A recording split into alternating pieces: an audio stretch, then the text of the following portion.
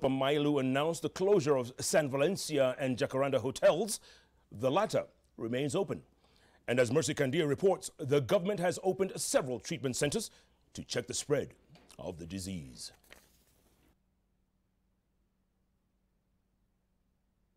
We have so far closed 2 hotels, Jacaranda and Valencia, and we shall continue to do so if there is evidence that there is risk to the public. Early today, and Health CS Cleopa Mailu was giving the strongest assurance yet that the government is firmly dealing with the cholera outbreak. The 2 hotels are accused of supplying contaminated food at a trade expo in Nairobi. Cabinet Secretaries Henry Rotich and Aidan Mohammed were taken ill with cholera as a result. Later in the day, however, it was business as usual at the high-end Jacaranda Hotel in Westlands, the management here maintaining they have been inspected and given a clean bill of health. None of our guests has been affected by this illness. None of our guests have reported any discomfort or symptoms related to what has been listed as symptoms of cholera. San Valencia, located along Riara Road, remained closed, the government insisting it will only be reopened after meeting strict hygiene requirements. The tough measures coming as the government confirmed that 4 people have so far died in Nairobi and 67 are currently admitted at the Kenyatta National Hospital, while 12 more are in other facilities. Elsewhere at the Mukuru Kwa Ruben, a cholera treatment center has been set up with 45 cases managed so far. 3 are currently admitted. Residents in the most affected areas receive these tablets, one enough to treat 20 liters of water. If that tablets, hutaweka zote kwa maji. Utaweka 1 tablet kwa mtungi moja, that is 20 liters. Na ukiweka utagoja 30 minutes, hiyo maji itakuwa ready kukunywa, kupikia na kuoshea vyombo. Ukigojea 30 minutes, si ndio? Tumeelewana? Sawa sawa. It's important instructions for an important tablet. Mama Eliza knows that this tablet could just be the lifesaver she needs for her and her family. Still, the state of sanitation in the slum is a cause for worry among residents. This open sewer has flooded in a nearby school, parents fearing for the worst after a resident was treated for cholera. Niliona mtoto wangu hata anahara, nikafikiria ni hiyo cholera imemshika, kumpeleka hospitali nikaambiwa hapana. Lakini nifanye juu chini, nijue venye nitafanya mtoto nimtoe mahali pale. Kama hiyo si wenje itatengenezwa. Pupils cannot access some of the classes here. Grace has to look for a different school for her son. Awali tulikuwa na watoto 600, lakini sasa tuko na watoto 140. A clean environment is key to fighting cholera. Residents at Mukuru want its government to walk the talk and clean up the slum and supply clean water. Mercy Kandia Tanui, JKL. All right, thank you, Mercy. Now, in other news, victims of sexual harassment and human rights crusaders are celebrating victory after a Nairobi court handed the death sentence to 3 men who molested a woman inside a minibus in Githurai. The incident, which the 3, a matatu driver, a tout and a petrol station attendant, molested the female passenger, sparked outrage 3 years ago after a video of the incident went viral. Sylvia Chibet has more. Flashback 19th September 2014, 11 p.m. and a group of 7 men molested and robbed a woman, only known in court as HEW, to protect her identity, inside a matatu belonging to Nazigi Sacco, parked at a petrol station in Githurai 44. These 3 men were among the 7. Perhaps at that moment, neither of them thought their actions would come back to haunt them. On the first count, each of the accused persons is sentenced to suffer death by hanging. What would arguably be described as the lesser evil among the despicable deeds is what sealed their fate. You see, after sexually assaulting her, they sauntered away with her handbag, which contained 10,000 shillings, a 27,000 shilling Samsung phone, and another worth 2,000. a bottle of perfume, as well as a 2,000 shilling makeup kit, in all totaling 41,700 shillings. That amounted to robbery with violence, whose only sentence is death by hanging. For the second count, which was sexual assault, they would be slapped with another 25-year jail term. Since if you consider the first sentence, if it is carried out, then it means that the second sentence cannot be carried out.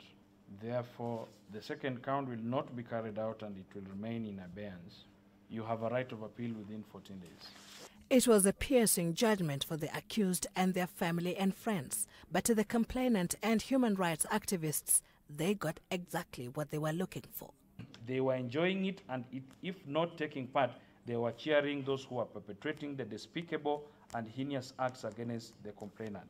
Unknown to Nicholas Mwangi, the bus driver, Meshak Mwangi, the conductor, the petrol station attendant, Edward Ndungu, and another 4 who escaped, there was a third eye capturing the entire episode. Yes. The victim had been too tormented to even report the matter in any police station. But a video provided by one of the 12 prosecution witnesses aptly displayed the horror she went through in the hands of the 7 men.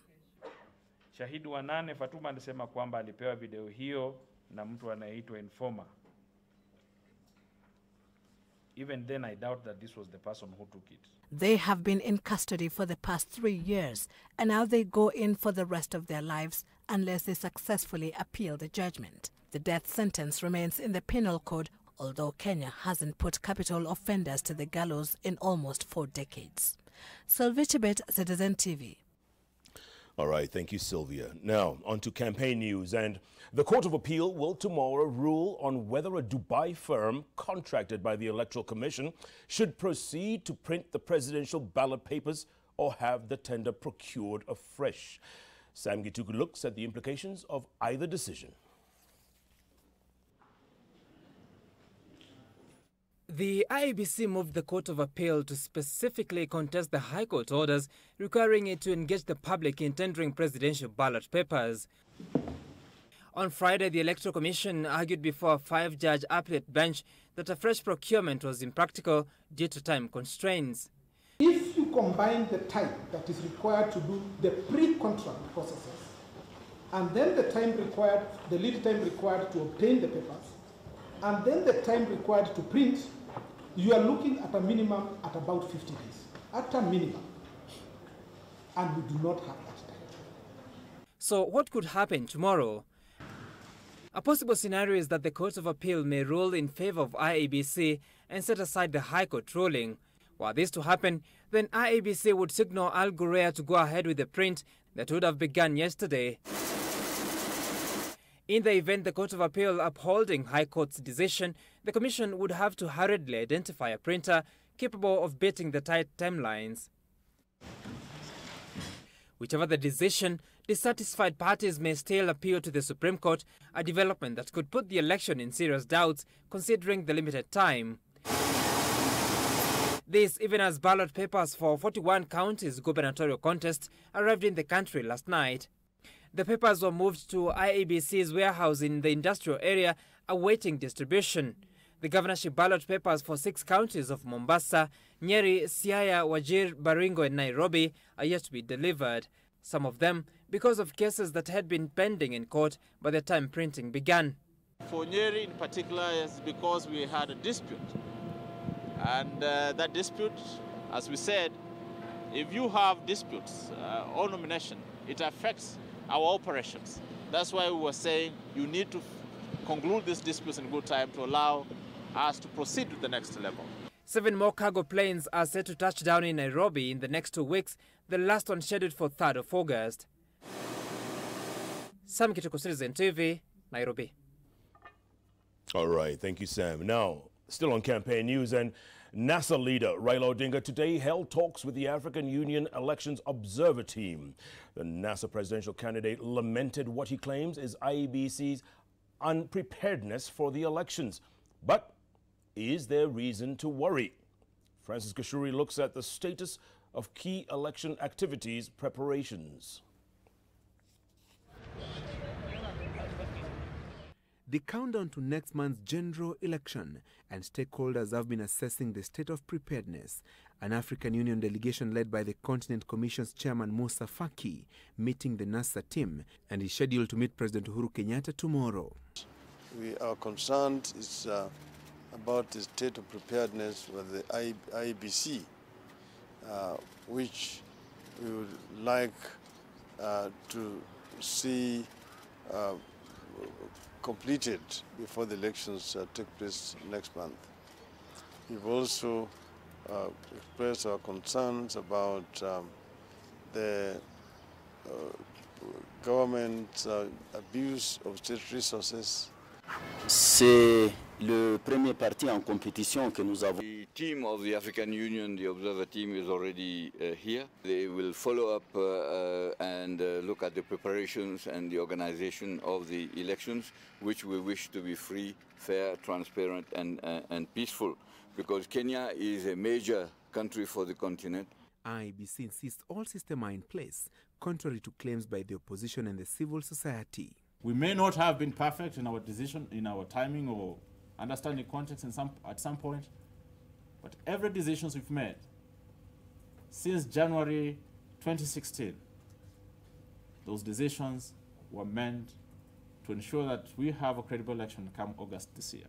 The use of technology and its accuracy remains one of the key tests for IEBC. What the Commission has done is technology demonstration. Test the entire gadgets. Test them, take them to the polling stations. Invite members of the public. They've not done that. Printing of ballot papers for gubernatorial, parliamentary and civic seats has been concluded, though printing of presidential ballot papers await a court ruling tomorrow. The first consignment of ballot papers arrived last night, with the rest expected later for distribution across the country. The voter register cleanup and verification has been concluded amid controversy and now await publication per polling station.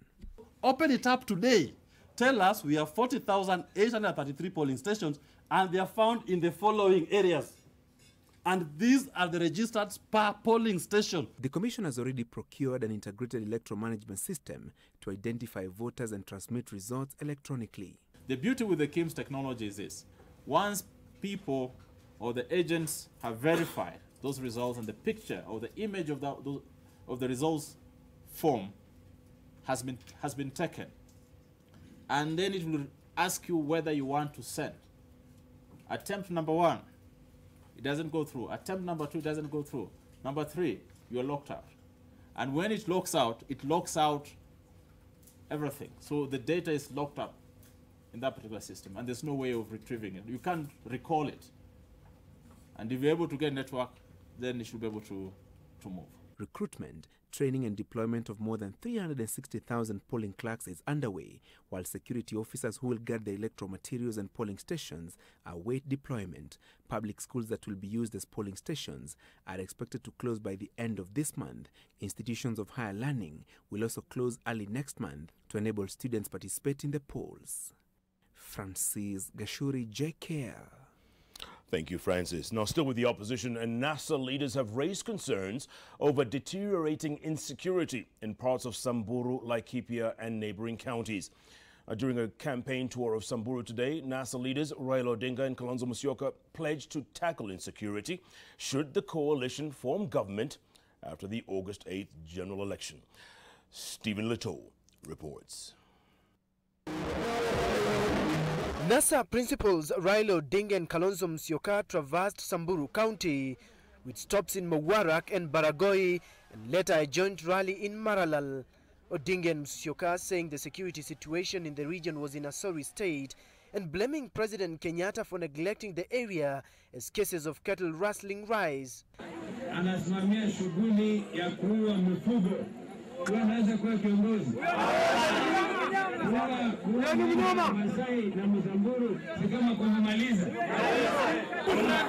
Hawa jamaa wajuu kunyamia kuendesha uchumi. Hata wakikaa miaka 100 itakuwa ni hivyo hivyo. Hiyo ni sababu tunasema wakati umefika. Wakati ni sasa. The NASA pair telling residents their woes would be addressed should they form government. Wengine maana mpaka chuo kikuu anatoka hakuna kazi, na wengine anadaiwa pesa atalipa ile deni amesoma naye katika chuo kikuu na hana kazi, anapata pesa wapi? Anapata pesa wapi? Wenye vijiji kila kituo mnajuana kabisa. Hapo ni NASA. No your voter. Mnajuana. Sina kweli. Hii ni safari ya kuokoa Kenya. Wangapi wako tayari tujiokoe? As Odinga and Musyoka campaigned in Samburu, co-principals Moses Wetangula and Musalia Mudavadi traversed Western Kenya, touring Bukembe, Misihu, Kapsokwony and Kimilili in Bungoma County. The duo dismissing Jubilee's inroads in the region and accusing the Jubilee administration for failing to rescue local industries, including Mumias Sugar Company, Nzoia Sugar and Pan Pepper. Juzi wameleta hapo shilingi milioni 300 mkopo kutoka kwa Sugar Development Levy. Ilipoingia tu hivi wakachukua milioni 50 wakarudishia watu ya Jubilee. Ndio wanasunguka nayo hapa. Tunataka tuambie Jubilee tarehe 8 mwezi wa 8 Uhuru anaenda Gatundu na Ruto anaenda Sugoi. The National Super Alliance continues to intensify its hunts for votes in every county, and tomorrow the NASA principals will be headed to Kitui County before coming back to Nandi and Western Gishu on Friday and Saturday respectively. Stephen Leto, Citizen TV, Kimilili constituency in Bungoma County. Thank you, Stephen. Now, on to Jubilee news. And President Uhuru Kenyatta and his deputy, William Ruto, have rushed to the defense of acting Interior Secretary Fred Matiang'i over opposition claims of partisanship and abuse of office. The presidency says NASA claims against Matiang'i, who is also the Education CS, amount to unfair and personalized attacks. Jackie Maribe reports. President Kenyatta and his deputy Ruto's fourth day of the Coast Region's Jubilee search for re-election took them to Taita Taveta, Mombasa and Kilifi counties. And here they would respond in kind to opposition claims that Education and Acting Interior CS Dr. Fred Matiang'i was a state agent and not a neutral public officer. Wachana na Matiang'i afanya kazi yake. Asijilete level hiyo. Akitaka kuwa waziri wangu ni sawa, nitampatia kazi baadaye. Telling our competitors, it is not Matiang'i to make up his mind. It is them that should make up their minds. Either they want to be officials of this election or they want to be candidates in this election. The attack on the CS, the duo claimed, showed the opposition's lack of focus. Wachane na watu yangu wadogo wanafanya kazi yao jameni. Sawa sawa. Hana haja ya kila saa ati Matiang'i sijui amefanya nini. Matiang'i hashindani na Matiang'i jameni, anashindana na mimi. Matiang'i kazi yake ni kuhakikisha ya kwamba kuna ulinzi wa kutosha siku ya uchaguzi kwa Wakenya wote. Anamchukia Matiang'i kwa sababu Matiang'i amesema hataki story ya certificate feki. Walio na ma D- wakijifanya ni ma PhD watajaza. Kenyatta would dangle goodies to the electorate here, launching an 8.4 billion Watate Taveta Road, a 60 billion shilling Changamwe Mariakani dual carriage, and handing out 20,000 title deeds. Jubilee pegging its quest for re-election on its delivery scorecard. Si hiyo ni biashara ya mji huu wenu wa Taveta? Si hiyo ni kazi kwa vijana wetu? Jameni, tumetimiza hatujatimiza? Si tumetimiza? Hata kama uliota ndoto barabara itajengwa na huku jenga, unaweza kusema barabara ni wewe umetengeneza? Si yule ametengeneza ndio mwenye barabara? Wengi wangapi waliota barabara ya kwenda Taveta? Si iliotwa na watu wengi kwa miaka 40, lakini haikujengwa. Mwenye kujenga si ni huyu muungwana yuko hapa? The duo would rally behind the Jubilee candidates in the counties as well. The onslaught on the coast culminating in Voi as they head to Nairobi to rally voters behind their re-election. Jackie Maribe, Citizen TV in Taita Taveta County. All right, thank you, Jackie. Now, Uasin Gishu senatorial aspirant Professor Margaret Kamar today came forward to lay bare her relationship with former Cabinet Minister Nicholas Biwott, further unraveling the private life of the secretive politician. Wilkiston Nyabwa has the total report. The plane carrying the body of Kipiator Nicholas Kiprono Biwott touched down at the Eldoret airstrip on Wednesday. A convoy escorting the body of the former cabinet minister to its final resting place, Biwott's home in Tot in KU. And here, as family and friends gathered to bid him farewell, another piece of the puzzle of Biwott's life fell into place. University lecturer turned politician Professor Margaret Kamar, one of his spouses who has remained in the shadows, coming forward to confirm that she was indeed his wife, identifying herself as a mother of one of his 7 children. The mother of Sote Marie Biwott, Professor Kamar. The matriarch of the Jesurim family, and we are so proud of her. We are very, very proud of her. We thank God for her because the first she has come with Mzee. She's the one who took care of him from when he was a young student, and we are so proud of you, Mama. Thank you. She's the matriarch of the family. Thank you. God bless you. Kamar and the other 2 widows, Hani and Kavista, making an unlikely picture as they came together to mourn a man about whose family life little was previously known and over whom public opinion is deeply divided. He was accused of murder, of corruption. I asked my children, how can anybody believe this? It wasn't only I who said to him, but defend yourself. Do something. Buy a page in the newspapers. Shout back. He said no. It was below his dignity to shout back. Kamar, who is running for the Uasin Gishu senatorial seat, did not address mourners at a requiem service held in Nairobi on Tuesday. Biwott will be laid to rest on Thursday at a ceremony which the deputy president is expected to attend. Wilkis Anyabwa, JKL. All right, Wilkis said that was a totally cool report. It's time to take a break, come back, business news ahead, and also sports. We're asking you the question, is this man, Inspector General of Police Joseph Boynet, and his forces, are they ready for the August poll? Simple yes or no. So far, the poll says 54% of you say yes, they are ready. 46% of you say no.